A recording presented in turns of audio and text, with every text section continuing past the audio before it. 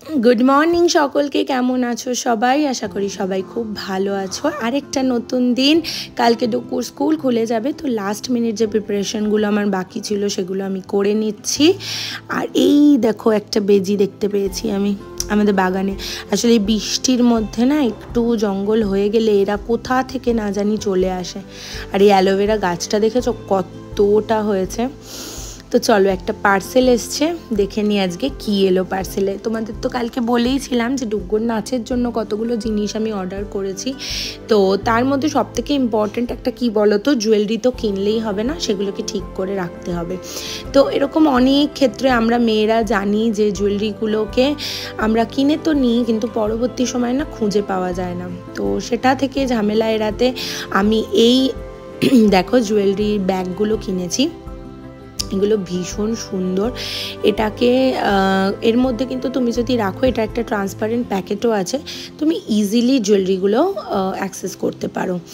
আর এখানে আমি আরেকটা বক্সে চলে এসেছে ডুগ্গুর কামারবন্দ।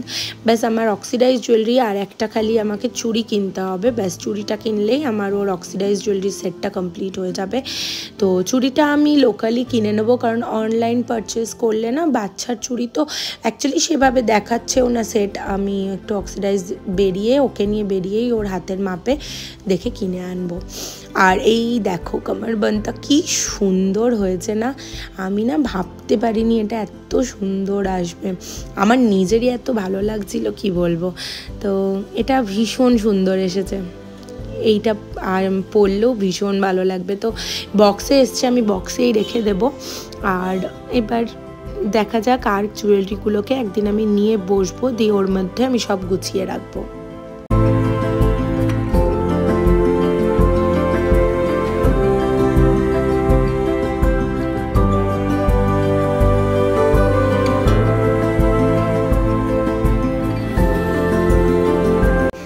যতই বৃষ্টি হোক আর যতই যাই হোক এনাদের কাছ থেকে কিন্তু কোনো রেহাই নেই। বুঝতে পারছো তোমরা কিরকম বৃষ্টির মধ্যে দেখো এসে ছাদের মধ্যে বসে আছে। আর একে দেখো, এ তো আবার আরেকটা ছোট্টকে পেটের মধ্যে করেও নিয়ে এসেছে। আমি না ভীষণ ভয় পাই জানো তো হনুমান, আমার একদম ভালো লাগে না, কি জানি কেন। আর দেখো তোমাদেরকে দেখাবো আমাদের তুলসী গাছগুলো কি সুন্দর হয়েছে দেখেছো। আসলে বৃষ্টির জলটা পড়েছে তো জন্য খুব সুন্দর করে তুলসী গাছগুলো হয়েছে। সন্ধেবেলা আজকে বাড়িতে একটু কীর্তন ছিল, আসলে অর্জুন আসার পর একটু কীর্তন দেওয়ার কথা ছিল, তো আমরা ভাবলাম ওয়াই নট আজকেই দিয়ে নিই। তো এখানে মাম্পি আর ডুগু মিলে বসে মাইক নিয়ে একটু মজা করছে। আসলে ওরা দুজনে না খুব মানে এনজয় করতে ভালোবাসে। আর মাম্পি ওর সাথে ডুগুর সাথে সময় কাটাতে, ডুগুও মাম্পিকে ভীষণ ভালোবাসে। এখানে মাম্পি কি করছে না, এখানে মাম্পি একটা মন্ত্র মনে করার চেষ্টা করছে, যেটা ও শেখাবে ডুগুকে, সেটা ওর মানে মনে পড়ছে না। তো ফাইনালি আমাদের মান্টু কাকা মানে আমাদের মাম্পির বাবাকে ফোন করে আর কি সেটা জানা হয় যে ওটা অ্যাকচুয়ালি কী ছিল, তারপর মাম্পি সেটা শিখিয়েছে। আর এখানে মাসি ফুলের মালাগুলো গেঁথে নিচ্ছে। আর এখানে দেখো মাম্পি ডুগুকে আরেকবার শেখানোর সব চেষ্টায় আছে। এবার বাংলা উচ্চারণ তো ডুগ্গুরও একটু প্রবলেম হচ্ছে, কিন্তু অবশেষে ফাইনালি আমরা সাকসেস পেয়েছি। মাম্পি কিন্তু খুব সুন্দর করে শিখিয়ে উঠতে পেরেছে। চলো তোমরাও একবার শুনে নাও।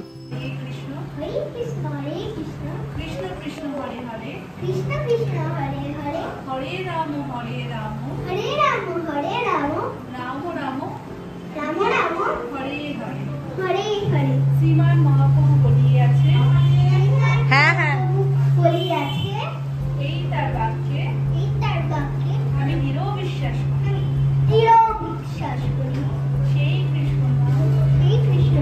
সংকীর্তন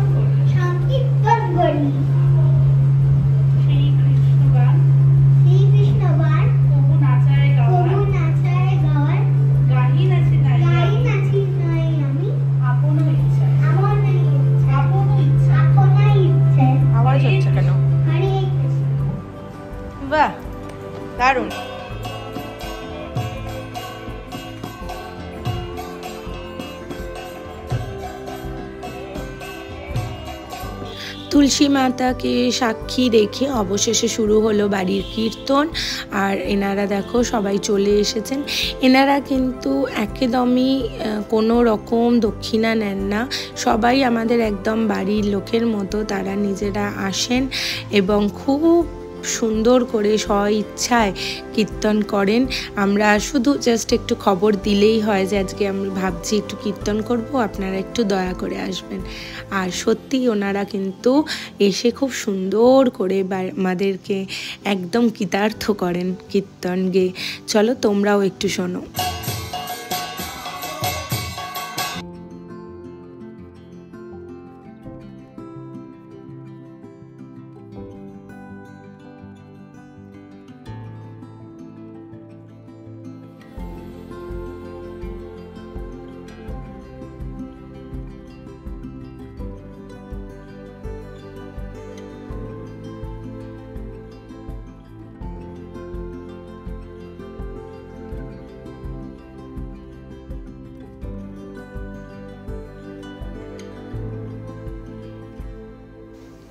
তো কীর্তন তো শেষ হয়ে গেল আজকের মতো।